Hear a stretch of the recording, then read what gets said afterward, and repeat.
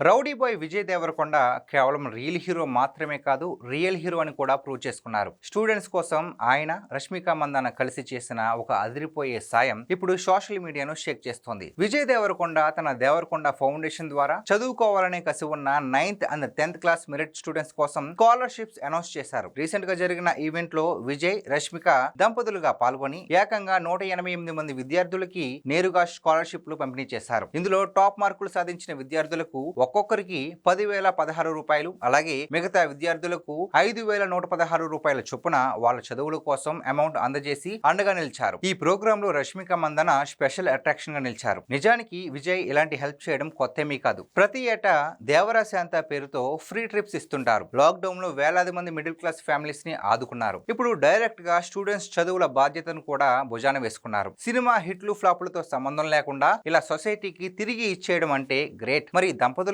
మారి స్టూడెంట్స్ కోసం విజయ్, రష్మిక తీసుకున్న ఈ వండర్ఫుల్ డెసిషన్ పై మీ ఒపీనియన్ ఏంటో కామెంట్ చేయండి.